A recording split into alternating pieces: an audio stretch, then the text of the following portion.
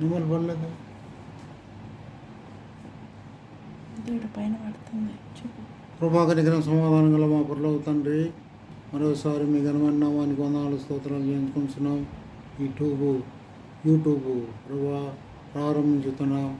దేవుని వాక్యం అనేక ప్రజలకు వినిపించాలని యేసుప్రభువే దేవుడు, పాపుల రక్షకుడు, పరలోకం నుండి భూలోకానికి వచ్చి ఏ విధంగా వచ్చినాడు, ఎందుకు చనిపోయాడు, తిరిగి ఎందుకు లేచినాడు, తిరిగి ఎందుకు రాబోతున్నాడు అనేది మేము కొద్ది వాక్య ప్రకారము, లేఖనాల ప్రకారము మేము చూపించటంలో నీ కృప చూపెట్టమని, ఈ మాకు తోడని కాచి కాపాడి భద్రపరచమని యేసుక్రీస్తు పరిశుద్ధ నామమున స్తుతించి ప్రార్థించి వేడుకొనుచున్నాం తండ్రి, ఆమేన్.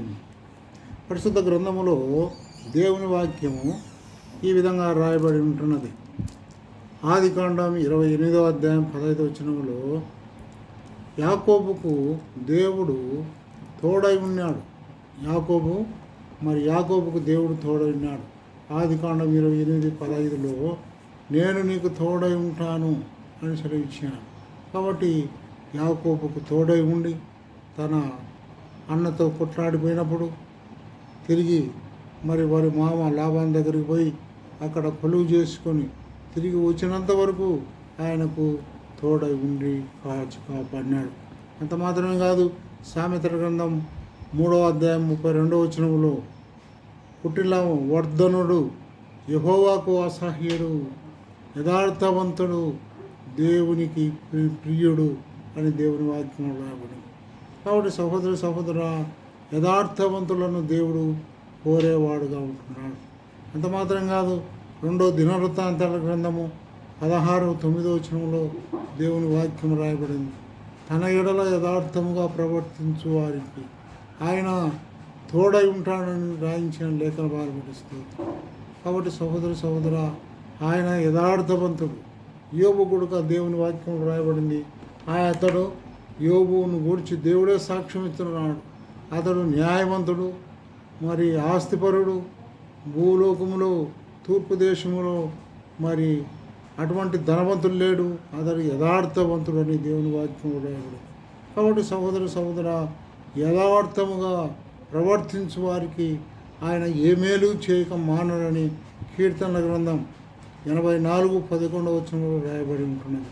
ఈ విధంగా దేవుని వాక్యంలో చూసినట్టయితే యథార్థవంతులను ఎంతో దేవుడు ఆశ్రయించినాడు. కాబట్టి సహోదర ఈ యొక్క వాక్యము వింటున్న నేను యథార్థముగా ప్రవర్తించాలని, యథార్థవంతులే ఆయనకు ఇష్టలనిగా దేవుని వాక్యంలో ఉండి మనం చూడగలుగుతున్నాం.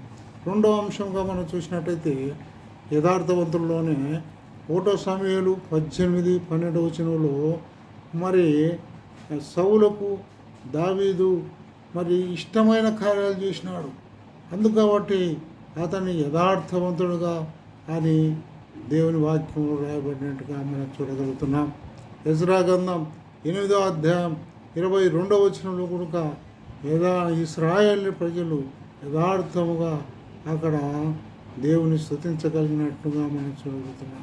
2వ దినవృత్తాంతాలు 7:14 వచనములో తన పేరు పెట్టబడిన జనులు తాము తగ్గించుకొని ప్రార్థన చేసిన ఎడల వారి ప్రార్థన నేను ఆలోచించదని సెలవిచ్చాను. అంత మాత్రమే కాక దానియేలు గ్రంథం 3వ అధ్యాయం 23-24 వచనంలో దేవుని వాక్యం రాయబడింది.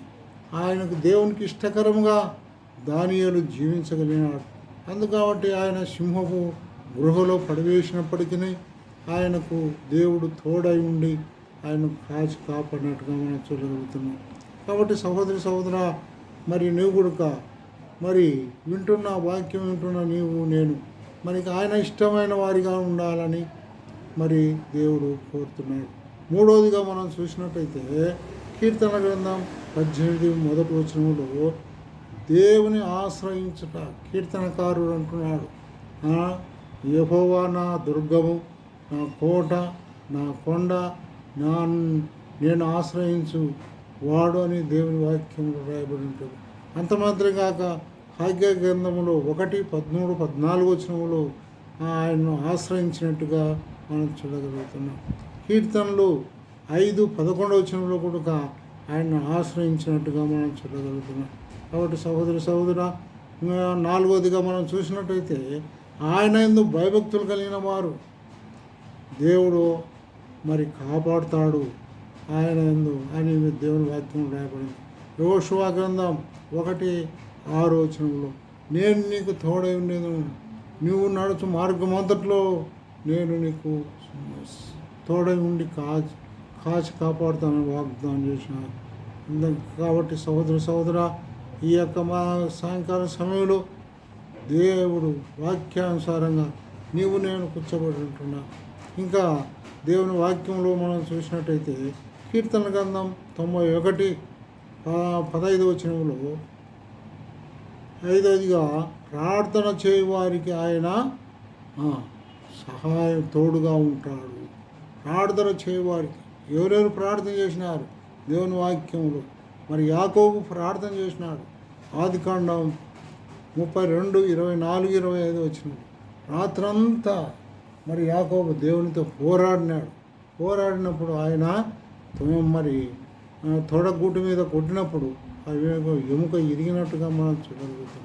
కాబట్టి ఆయనకు యాకోబు, నీ పేరేమన్నప్పుడు నాకు యాకోబుని తీసేసి ఇశ్రాయేలుగా మార్చినట్టుగా మనం చూడగలుగుతాం. అంత మాత్రం కాక 1 సాముయేలు గ్రంథం 1:10-11 హన్నా మరి తనకు సంతానం లేదని పెనిన్నా చేత ఎంతో బాధపడుతున్నారు, ఎంతో దుఃఖపడుతున్నారు. అంతే ఆమె విసికించి మాటలు బట్టి ఆమె ఎంతో ఓదార్పు లేక మరి దేవుని మందిరానికి వెళ్ళి అక్కడ ఆమె దేవునితో మనవి చేసుకుంది. అయ్యా, నువ్వు నాకు మగ సంతానం ఇచ్చినట్టయితే మరి ఆ సంతానం నీ సేవకురకై నేను సమర్పిస్తానని ప్రార్థన చేస్తాను. ఆ ప్రార్థనకు ప్రతిఫలంగా దేవుడు ఆమెకు సంతానం అనుగ్రహించాడు. ఆ మగ సంతానం అనుగ్రహించాడు. ఆయన పేరే మరి సమూయేలు ప్రవక్త. ఆయన బేర్షెబ మొదలుకొని దానం మొదలుకొని బేర్షెబ వరకు ఆయన మరి ప్రవక్తగా మరి ఖ్యాతి పొందినట్టుగా మనం చూడగలుగుతున్నాం. కాబట్టి సహోదర మరి దేవుడు ఎంతమందికి కాబట్టి తోడుగా ఉన్నది మనం చూడగలం. మొట్టమొదటిగా మనం చూసినట్టయితే యథార్థవంతులకు దేవుడు తోడుగా ఉంటున్నాడు. తనకిష్టమైన కార్యాలు చేసే వారికి దేవుడు తోడుగా ఉంటున్నాడు. దేవుని ఆశ్రయించే వారికి దేవుడుగా ఉంటున్నాడు. ఆయన ఎందుకు భయభక్తులు గల వారి చుట్టూ ఉన్నవారికి, భయభక్తులు కలిగిన వారికి ఆయన తోడుగా ఉంటున్నాడు. ఆయనకు ప్రార్థన చేయవారికి ఆయన దేవుడు తోడుగా ఉంటున్నాడు. కాబట్టి ఆయన తోడుగా ఉండుట వలన నీకు నాకు కలిగే లాభమేమి అని దేవుని వాక్యంలో మనం చూసినట్టయితే యెషయా గ్రంథం 43:5 దేవుని వాక్యం రాయబడింది. ఏమని అంటే ఆయన ధైర్యపరిచేవాడుగా ఉంటున్నాడు. నన్ను ధైర్యపరిచేవాడుగా ఉంటున్నాడు. దేవుని వాక్యంలో 1 యోహాను 5:14 రాయబడింది. తన శిస్తానుసారంగా ప్రార్థించే వారికి ఆయన తోడుగా ఉంటున్నాడు అని దేవుని వాక్యం రాయబడింది. యెర్మయా గ్రంథం 1:6 ఆయన విడిపించేవాడుగా ఉంటున్నాడు. ఎక్కడి నుండి? పాపము నుండి, శత్రువు యొక్క పన్నాగాల నుండి, తర్వాత లోకము యొక్క ఆశల నుండి నన్ను విడిపించి బలపరిచేవాడుగా ఉంటున్నాడు. కొలస్సీయులకు రాసిన పత్రిక 1:13 దేవుని వాక్యం మీద అంధకార చీకటి శక్తుల నుండి ఆయన నన్ను విడిపించేవాడిగా ఉంటున్నాడు. మరి దేవుని వాక్యంలో రాయబడి ఉంటాడు. యెషయా గ్రంథం 42:1 రాయబడింది, రక్షించుటకు ఆయన శక్తి గలవాడుగా ఉంటున్నాడు. అందుకొరకై దేవుని వాక్యంలో మత్తయి సువార్త 1:21 యేసనగా తన ప్రజలను వారి పాపముల నుండి ఆయనే వారిని రక్షించడానికి యేసను పేరు పెట్టబడిన దేవుని వాక్యంలో రాయబడింది. కాబట్టి సహోదర అంత మాత్రమే కాదు, మరి యెషయా గ్రంథం 66:13 ఒకని తల్లి వానిని ఆదరించినట్లు నేను మిమ్మల్ని ఆదరించేదను, యెరూషలేములోనే మీరు ఆదరింపబడుదురు అని దేవుని వాక్యంలో రాయబడింది. కాబట్టి సహోదర ఆదికాండం 26:3 రాయబడింది, ఇస్సాకును దేవుడు ఆశీర్వదించినాడు. ఇస్సాకును దేవుడు ఆశ్రయించాడు. పంట వేసినప్పుడు భూమిలో విత్తనములు విత్తినప్పుడు నూరంతలుగా ఆ పంట ఫలించినట్టుగా మనం చూడగలుగుతున్నాం. కాబట్టి సహోదర మరి ఆదికాండం 39:2 రాయబడింది, యోసేపు ఐగుప్తు యొక్క ఫరో యొక్క ఇంటిలో వడిదిల్లను అని దేవుని వాక్యంలో రాయబడింది. 2 సమూయేలు 5:13 దేవుని వాక్యంలో రాయబడింది, దావీదు మరి ఒడిదిల్లగలిగను అని రాయబడింది. అంతకంతకు ఒడిదిల్లగలిగను అని దేవుని వాక్యంలో. కాబట్టి సహోదర ఈ యొక్క వాక్యం వినుచున్న సహోదరుడా, మరి ఆయన మనకు తోడై ఉన్న విధానాన్ని బట్టి మనం చూడగలుగుతున్నాం. మొట్టమొదటిగా యెహోవా మనకు తోడై ఉండుట ద్వారా మనల్ని ధైర్యపరిచేవాడిగా ఉంటున్నాడు. రెండవదిగా ఆయన విడిపించేవాడిగా ఉంటున్నాడు.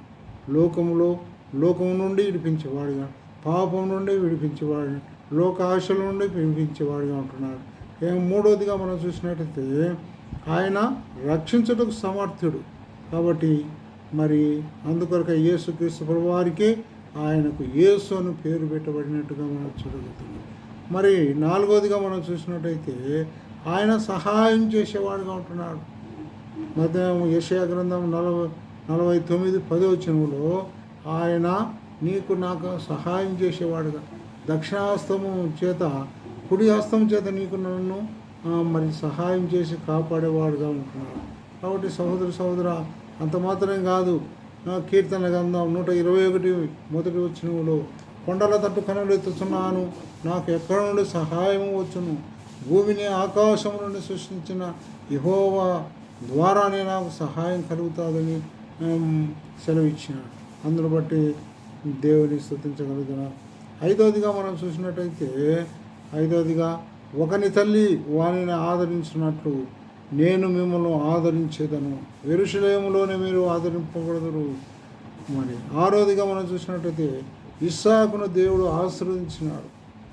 పంట వేసినప్పుడు నూరంతలుగా విస్తారమైన పంట పండించగలిగినాడు.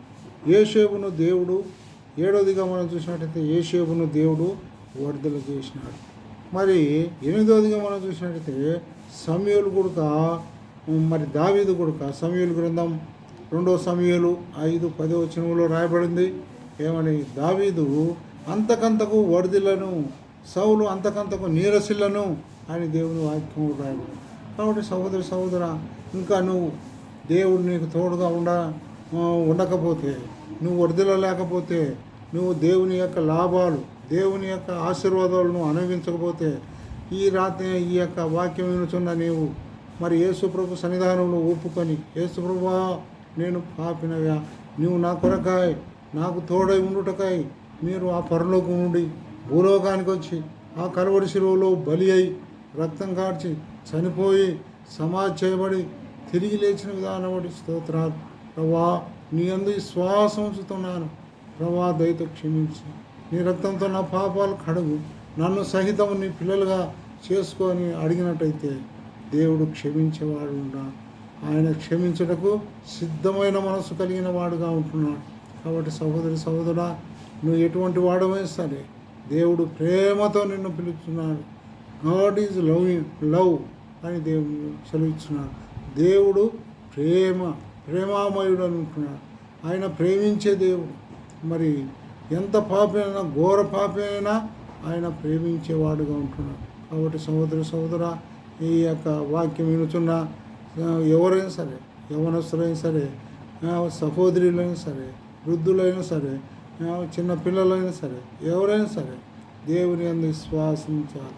యేసు ప్రభువా మరి దేవుని వాక్యంలో రాయబడింది, రోమాపత్రిక 10:9 యేసు ప్రభుని నోటితో ఒప్పుకొని ఆయన మృతులలో నుండి లేచున్నాడని విశ్వసించినలా నువ్వు రక్షింపబడదువు అని దేవుని వాక్యం రాయబడింది. నువ్వు నోటితో ఒప్పుకోవాలి. నువ్వు ఒప్పుకొని నీ పాపాలు విడిచిపెడితే దేవుడు క్షమించేవాడు ఉంటున్నాడు.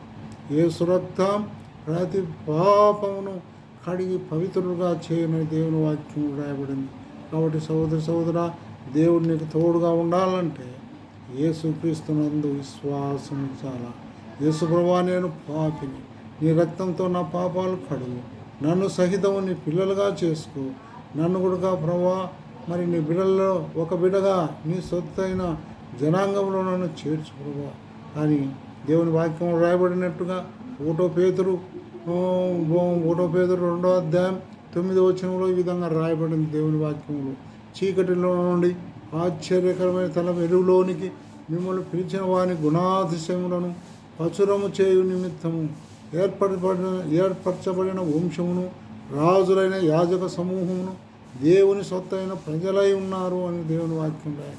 కాబట్టి ఆయన ప్రజలుగా ఉండాలని నువ్వు కోరుతున్నట్టయితే, ఆయన నీకు తోడుగా ఉండాలని నువ్వు కోరుతున్నట్టయితే, ఆయన చేసిన ఆశీర్వాదాలు మేలును అనుభవించాలంటే ప్రభు అయిన యేసుక్రీస్తునందు విశ్వాసం ఉంచాలి. దేవుని వాక్యం రాయబడింది. యోహాను సువార్త 1వ అధ్యాయం 12వ వచనములో దేవుని వాక్యం రాయబడింది. తన్ను ఎందరు అంగీకరించుదరో తన నామమునందు విశ్వాసం ఉంచిన వారికి దేవుని పిల్లలగుటకు ఆయన అధికారము అనుగ్రహించానని దేవుని వాక్యం రాయబడింది. కాబట్టి సహోదర మరి నువ్వు ఆయన పిల్లలుగా కావాలని కోరుతున్నట్టయితే మరి దేవుని వాక్యమునందు విశ్వాసం ఉంచు. ఆయన నీ కొరకు నా కొరకు ఏం చనిపోయినాడు, సమాధి చేయబడి తిరిగి లేచినాడు, తిరిగి రాబోతున్నాడు. ఆయన ఒకసారి అయితే లోక పాపములను మోసుకొని బాబు దేవుని గొర్రెపిల్లగా వచ్చినాడు. ఇప్పుడైతే ఆయన తీర్పు తీర్చేవాడిగా రాబోతున్నాడు. కాబట్టి ఆయన రాకట్లో నువ్వు ఎత్తబడాలంటే, ఆ పరిశుద్ధ గుంపులో నువ్వు ఎత్తబడాలంటే ఆయన విశ్వాసించ, లేకపోతే నువ్వు పాపంలోనే నువ్వు మరణించినట్టే నిత్య నరకం ఉంటుంది. అగ్ని ఆరదు, మరి పురుగు చావు, యుగాయుగాలు కావాల్సిందే. యేసు రక్తం ప్రతి పాపమును కడిగి పరిశుద్ధపరచును అని దేవుని వాక్యం రాయబడింది. కాబట్టి సహోదర ఆ యొక్క శిక్ష నుండి నువ్వు తప్పించుకోవాలంటే యేసు ప్రభువారు సెలవిచ్చినాడు, నేనే మార్గమును, నేనే సత్యమును, నేనే జీవమును, నా ద్వారా తప్ప ఎవడును పరలోక రాజ్యములో చేరలేడని సెలవిచ్చినాడు. ప్రభువైన యేసుక్రీస్తునందు విశ్వాసం ఉంచుము, అప్పుడు నీవును నీటి వారును ఆత్మరక్షణ పొందురు. కృపాకనికర సమాధానం గల మా పరలోక తండ్రి, ఇంతవరకు చెప్పబడిన సువార్తను బట్టి స్తోత్రాలు, నీ మాటలు బట్టి స్తోత్రాలు, మీ వాక్యాన్ని బట్టి స్తోత్రాలు. ఎంతమంది అయితే ప్రభావ వినగలిగినారో అట్టి వారిలో నూతన కార్యం జరిగించాను. రక్షణ లేని వారికి రక్షణ, రక్షింపబడిన వారికి ఉద్యోగం దయచేయండి. నేను రాకడ కొరకై మెలకగలిగిన జీవితము జీవించడంలో సహాయం దయచేయండి. ఈ విధంగా ఈ యొక్క పరిచయ ద్వారా అనేకులు మేలు పొందగలరు, సహాయం దయచేయండి. నీకే మహిమ ఘనత ఆరోపించుకోవచ్చు. యేసుక్రీస్తు పరిశుద్ధ నామమున స్తుతించి ప్రార్థించి వేడుకుంటున్నాం తండ్రి, ఆమేన్.